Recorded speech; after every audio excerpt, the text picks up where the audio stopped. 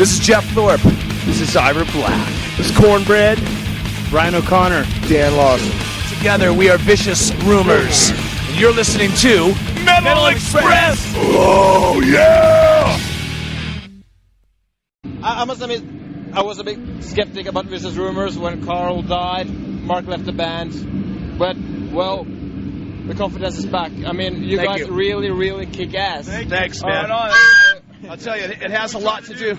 It took 2.5 years to rebuild the band. Brian and I were on tour in '98 on the Blind Guardian tour, and we came back, and the band sort of went through some changes, and people went some different ways. And then, for me, it was all about rebuilding. And once I got these fucking Ira Black on guitar, Cornbread on bass, and Dan Lawson on drums, I knew it was time to get Brian O'Connor back in the band. And this lineup right here it's got a power, man. There's a power, there's a connection in the band right now that everybody is noticing. And this is our 4th show. And basically we're 4-0 on the season, baby. It's game day.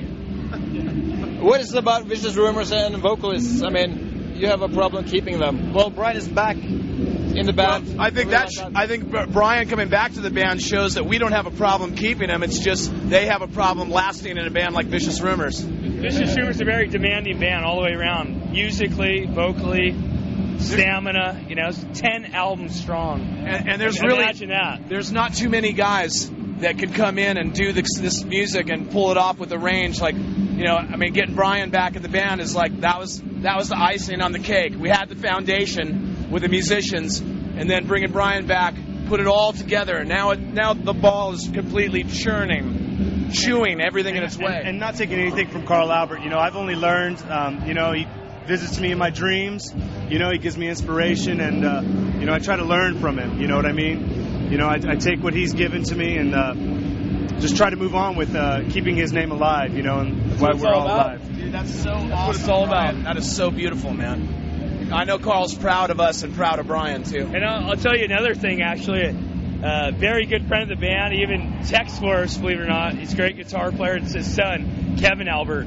That's right. He's 19. I hang out with him all the time. He's our guitar tech, and we couldn't bring him this time, but hopefully we'll bring him on the next tour. We have Carl's energy everywhere, man. And he it's looks wild. just like him. It's unbelievable.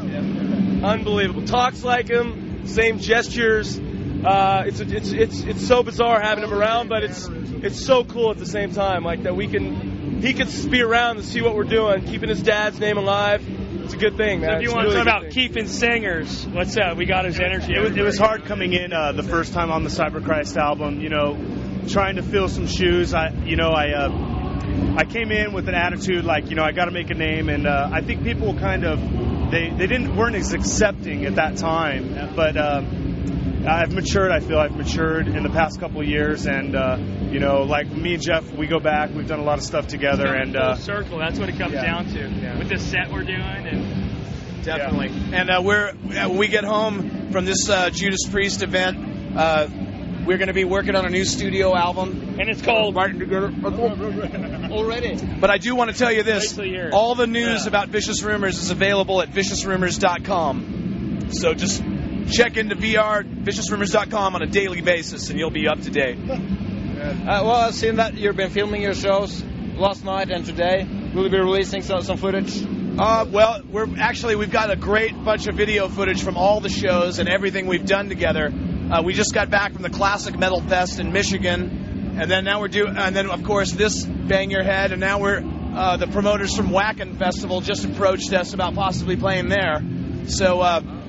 Yeah, I mean, basically we're just we're not going to stop. We're not taking no for an answer, and if you get in our way, we're going to cut you in half. The ball will run you through. The response is unbelievable. I mean, we knew it in rehearsals. There was a new thing happening there, a new energy, but it's just being confirmed by people approaching us after a show, and they're fucking done. We're ruining people. And everybody here knows it. We felt it in the studio, but we were like, maybe it's just us. We're personal. How did you We're feel into about the the music. show? We're tearing it up. What is it like in the States right now? I heard that the metal scene is almost dead, or well, it has been almost dead. I mean, you're an American band, and you're playing Europe mostly, I believe. Well, actually, I wouldn't say that anymore. I would say that now that America's starting to get recharged, and I think it's getting brighter and brighter. And basically, if they get in our way, we're cutting them in half. Absolutely. I've got a nephew that's 17 years old right now, and I expected him to be listening to Limp Bizkit and Linkin Park, all the new stuff.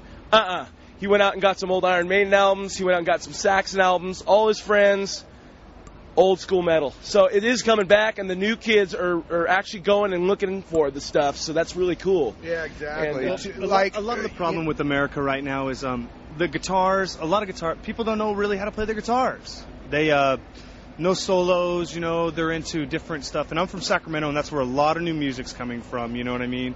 And I see what's happening out there, but nothing that's really impressing me that's like blowing my mind. You know what I mean? And hopefully on this next album, we'll blow some minds. You can see the Let me tell you something. Tell us, Ira. A lot of people like to analyze the scene and this and that, but as a band, can't really do that. We just do what we feel, you know? And it's like, there's this movement, that trend. And the other thing, you know, Europe, you can't beat Europe.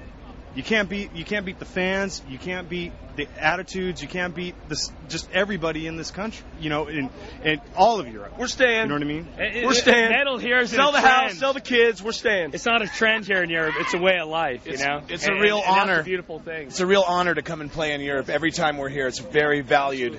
And we appreciate our fans here very much.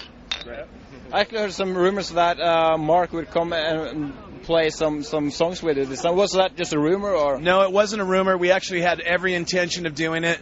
Unfortunately, Mark wasn't available at this time, and that was something that we knew could come up because he has some other commitments with Greg Allman and whatnot. But Mark is like a really, he's like been there with us, and he's still like very close with all of us. He and played on the new album, you know, did some solos, and so it's all good. Mark, in a way, is still part of Vicious Rumors, I would say.